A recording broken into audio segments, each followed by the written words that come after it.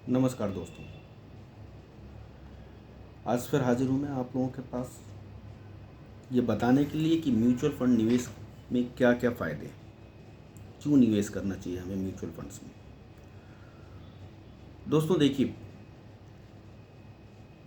अगर आपके घर पे या आपके परिवार में कोई बहुत बड़ी जिम्मेदारी आप पर पड़ती है और आपको उन जिम्मेदारियों का साझा करने वाला कोई सच्चा मित्र मिल जाता है, तो आप कैसा महसूस करते हैं? जाहिर सी बात है, आपको अच्छा लगेगा कि आपकी जिम्मेदारियों का वहन करने का कोई साथी आपके साथ मौजूद है। ऐसा ही कुछ म्यूचुअल फंड्स में होता है दोस्तों।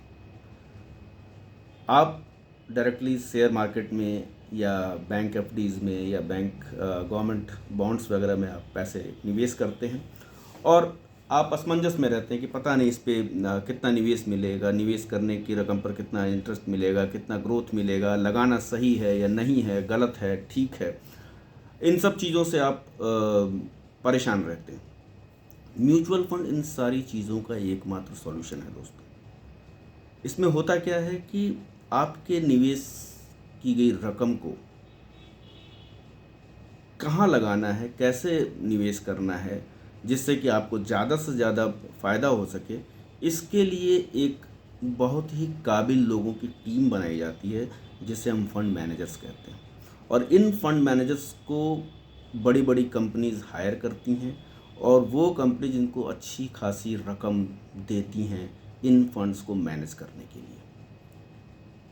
अब सवाल ये उठता है कि जब इतनी बड़ी रकम इन फंड मैनेजर्स को दिया जा रहा है तो ये क्यों चाहेंगे कि आपके द्वारा, क्योंकि जो कंपनीज़ हैं बेसिकली आपके पैसे से ही वो चल रही हैं, तो वो कभी नहीं चाहेंगी कि आपके पैसे में कोई नुकसान हो, क्योंकि आपका नुकसान उस कंपनी का नुकसान है, उस कंपनी का नुकसान उस फंड मैनेजर का नुकसान है। सभी एक दूसरे से जुड़े हुए। तो वो फंड मैनेजर्स जो हैं वो हमेशा इस चीज़ को इंश्योर करते हैं कि आपकी निवेश की गई रकम हमेशा सुरक्षित रहे और उस पर अच्छे से अच्छा ग्रोथ मिल सके। तो ये सबसे बड़ा फ़ायदा होता है म्यूचुअल फंड में निवेश करने का, कि आपको इस चीज़ का डर नहीं लगा होता कि मैंने यहाँ पैसा लगाया तो वो डूब जाएगा या गायब हो जाएगा या कंपनी भाग जाएगी। तो इन सब झंझटों से आप आज़ाद रहते हैं। म्यूचुअल फंड को जो है रेगुलेट करने के लिए एक संस्था है जिसे हम सेबी के नाम से जानते हैं। ये भी पूरी तरीके से कंट्रोल रखती है म्यूचुअल फंड कंपनीज़ के ऊपर कि भैया ये कोई फ्रॉड ना करने पाए, निवेशकों का पैसा डूबने ना पाए, निवेशकों के साथ कोई प्रॉब्लम ना होने पाए। इन सारी चीज़ों को वो देखती है और नियंत्रण रखती है इसके ऊपर। तो ये तो पहला हो गया कि भैया आप इस झंझट से आज़ाद हो गए कि आपको पैसा कहाँ लगाना है, कैसे लगाना है। आप सिर्फ और सिर्फ अपना गोल निर्धारित करें कि आपको कितने समय बाद किस काम के लिए पैसा चाहिए। आप अपने उम्र के हिसाब से अपने रिस्क फैक्टर को चुन सकते हैं। जैसे यंग एज में हैं आप, 20 साल 25 साल की उम्र से अगर आपने निवेश करना शुरू किया है म्यूचुअल फंड्स में, तो आप थोड़ा रिस्क ज़्यादा ले सकते हैं।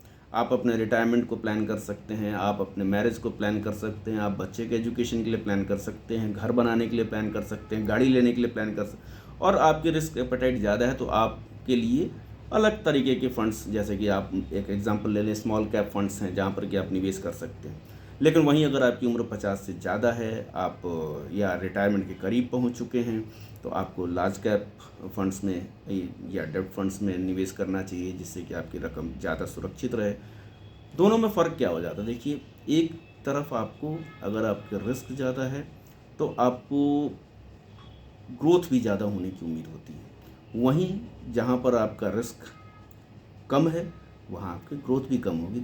उसके पीछे रीज़न है, लार्ज कैप कंपनीज क्या है कि वो ऑलरेडी एक ऊंचाई को प्राप्त कर चुकी हैं, तो अब उनकी और बहुत ज़्यादा ग्रोथ करने की उम्मीद बहुत कम होती है। जबकि जो जिन कंपनियों में, जैसे स्मॉल कैप कंपनीज जो है वो अभी आरंभिक स्टेज में है, इनको कुछ दिनों बाद मिड कैप सेगमेंट में आना है, उसके बाद वो लार्ज कैप सेगमेंट में, तो उनके पास स्कोप बहुत है। स्मॉल कैप से मिड कैप, मिड कैप से लार्ज कैप तक पहुंचने का स्कोप है इनके पास। तो यहाँ आपकी ग्रोथ की संभावना ज़्यादा हो जाती है। तो जाहिर सी बात है कि यहाँ पर आपका रिस्क भी ज़्यादा है क्योंकि स्मॉल कैप कंपनी है। तो इन चीज़ों को देख करके आप अपने फंड्स को या अपने पैसे को, अपनी रकम को निवेश करते हैं। तो यहाँ पर आपको क्या मिल गया? आपको वैरायटी मिल गई किस तरीके के फंड में आपको यूज़ करना है। डाइवर्सिफाई भी कर सकते हैं आप, कुछ रकम को आपने स्मॉल कैप में डाल दिया, कुछ को लार्ज कैप में डाल दिया, कुछ को मिड कैप में डाल दिया, तो डाइवर्सिफिकेशन भी मिल जाता है आप। अब बात आ जाती है कि सस्ता पड़ता है। सस्ता क्यों पड़ता है भाई?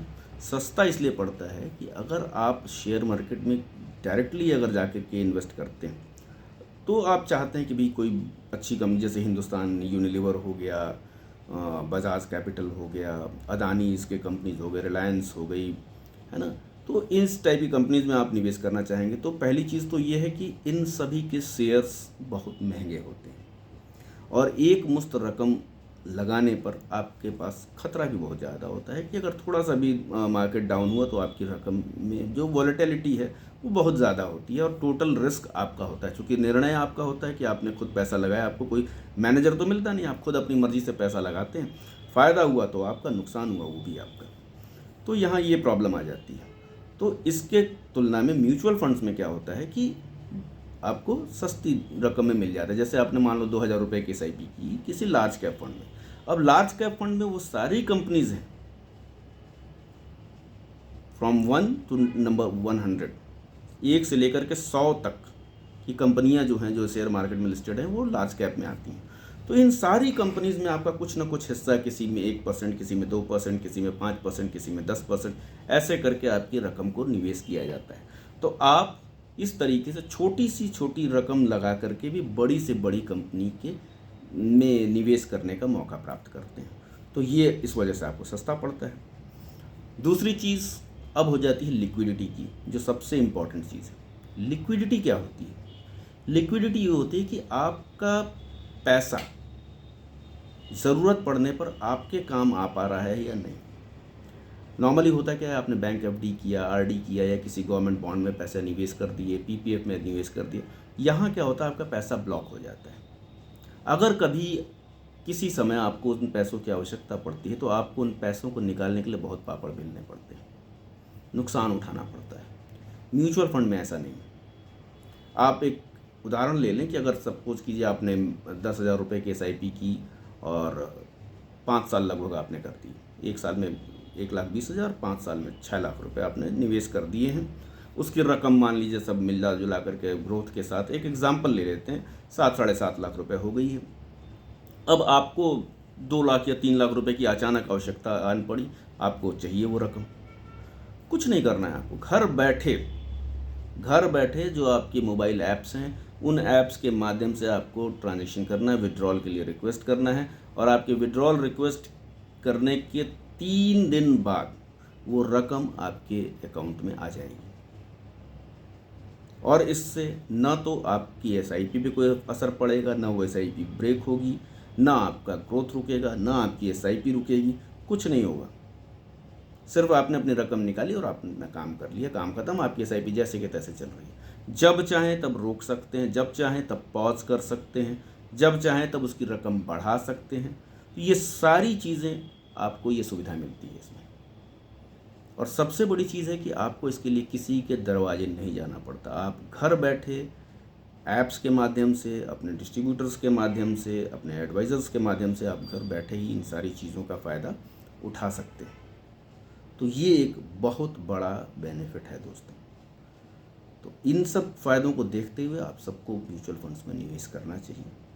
और आप सबसे मेरा एक अनुरोध है कि अगर आपको मेरे ये वीडियोस इन्फॉर्मेटिव लगते हैं, अच्छे लगते हैं, आपको लगता है कि मेरे द्वारा दी गई जानकारी आपके काम आ सकती है, तो आप प्लीज़ मेरे वीडियोस को लाइक किया करें, कमेंट्स किया करें, क्वेश्चंस पूछा करें। आपको जो भी दिक्कतें हैं, जो भी सवाल हैं आपके, वो उसमें कमेंट बॉक्स में डालिए। मैं 100% कोशिश करूँगा कि आपके सवालों का जवाब दूँ।